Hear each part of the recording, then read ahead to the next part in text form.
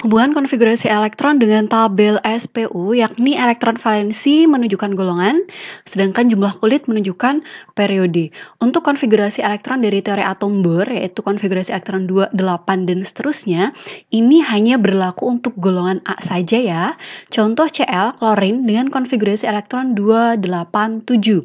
Elektron valensinya adalah 7, maka ini merupakan golongan 7A. Kemudian jumlah kulitnya 3, maka merupakan periode 3. Yang kedua, kalsium, karena elektron valensinya 2, maka ini merupakan golongan 2A dengan jumlah kulitnya 4, maka periode 4. Kemudian cesium, dengan elektron valensi 1, maka menunjukkan golongan 1A. Dan karena jumlah kulitnya 6, maka ini merupakan periode 6. Nah, pertanyaannya adalah, bagaimana cara menentukan periode dan golongan untuk konfigurasi elektron SPDF? Untuk konfigurasi elektron SPDF, itu berlaku untuk semua unsur dalam tabel SPU, baik golongan A, golongan utama, golongan B, golongan tambahan atau transisi, maupun golongan transisi dalam. Nah, ciri untuk golongan A atau golongan utama, itu adalah yang pertama, kulit valensi atau kulit akhirnya S. Itu apabila dia merupakan golongan 1A dan 2A. Kemudian yang kedua, apabila kulit valensinya SP yang berlaku untuk golongan 3A sampai 8A. Kemudian untuk golongan transisi atau golongan B, cirinya adalah berakhiran dengan SD atau setelah dibalik menjadi DS. Oke, untuk golongan utama, yang pertama yang berakhiran dengan S itu hanya berlaku untuk golongan 1A dan 2A. Oke, yang pertama S1. Karena elektron valensi totalnya 1, maka ini merupakan golongan 1A. Kemudian S2, total elektron valensinya 2, maka ini merupakan golongan 2A. Kemudian selanjutnya kulit valensinya adalah SP, dari golongan 3A sampai 8A.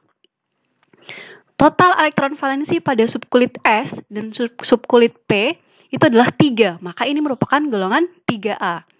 Kemudian S2, P2, total elektron valensinya 4, maka ini merupakan golongan 4A, dan seterusnya sampai golongan 8A.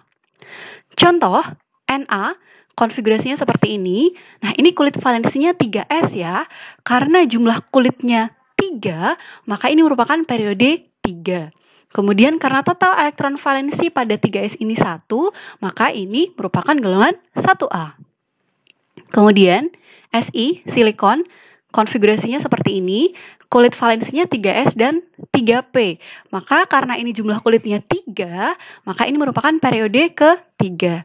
Kemudian total elektron valensi pada subkulit 3S dan 3P itu 4 ya, maka ini menunjukkan golongan 4A. Selanjutnya kalsium, konfigurasinya seperti ini, maka kulit valensinya 4S, karena jumlah kulitnya 4, maka ini menunjukkan periode 4. Kemudian total elektron valensinya itu ada 2, berarti menunjukkan golongan 2A. Kemudian yang terakhir iodin. Iodin dengan konfigurasi seperti ini. Nah, ini kalau seperti ini kulit valensinya yang 5S dan 5P ya. Karena jumlah kulitnya 5, maka periode 5. Kemudian karena total elektron valensi pada subkulit 5S dan 5P itu adalah 7, yaitu 2 tambah 5, maka ini merupakan golongan 7A. Selanjutnya adalah golongan B atau golongan transisi atau tambahan atau peralihan. Ciri-cirinya adalah kulit valensinya berakhiran dengan subkulit S lalu subkulit D, atau kalau sudah dibalik menjadi subkulit D lalu subkulit S. Nah, kalau dia seperti ini, total elektron valensinya dihitung dari subkulit S dan D ya. Oke, yang pertama S2D1. Atau setelah dibalik menjadi D1, S2, total elektron valensinya 3, maka ini merupakan golongan 3B. Kemudian selanjutnya S2D2, atau setelah dibalik D2, S2, total elektron valensinya 4, maka merupakan golongan 4B. Kemudian selanjutnya S2D3, atau setelah dibalik menjadi D3, S2, total elektron valensinya 5, maka merupakan golongan 5B. Kemudian selanjutnya S2D4, karena ini tidak stabil, maka berubah menjadi S1D5, atau setelah dibalik D5S1. Total elektron valensinya 6, maka merupakan golongan 6B. Kemudian selanjutnya S2D6, S2D7, S2D8 dengan masing-masing total elektron valensinya adalah 8, 9, dan 10, maka ini merupakan golongan 8B semua ya, diingat-ingat. Kemudian selanjutnya adalah S2D9. Tapi karena ini tidak stabil, maka berubah menjadi S1D10. Atau setelah dibalik menjadi D10S1 dengan total elektron valensinya 11. Maka ini merupakan golongan 1B. Kemudian selanjutnya S2D10 atau setelah dibalik menjadi D10S2 dengan total elektron valensinya 12. Maka ini merupakan golongan 2B. Contoh SC dengan konfigurasi elektron seperti ini, maka ini kulit valensinya adalah 4S dan 3D ya.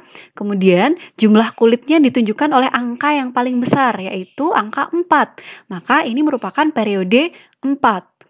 Kemudian total elektron valensi pada subkulit 4S dan 3D itu ada 3, maka merupakan golongan 3B. Selanjutnya Fe, besi. Ini jumlah kulitnya 4, maka merupakan periode 4. Kemudian total elektron valensinya 8, maka merupakan golongan 8B. Selanjutnya CO, jumlah kulitnya 4, maka periode 4. Kemudian total elektron valensinya 2 ditambah 7, itu 9, maka ini juga merupakan golongan 8B. Selanjutnya Ni, jumlah kulitnya 4, kemudian total elektron valensinya 2 tambah 8, 10, maka ini juga merupakan golongan 8B.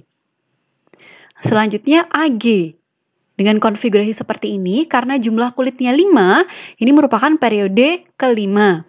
Kemudian total elektron valensinya 1 tambah 10, itu 11, maka merupakan golongan 1B. Kemudian terakhir CD, jumlah kulitnya 5, maka merupakan periode ke-5. Kemudian total elektron valensinya 2 tambah 10 itu 12, maka ini merupakan golongan 2B.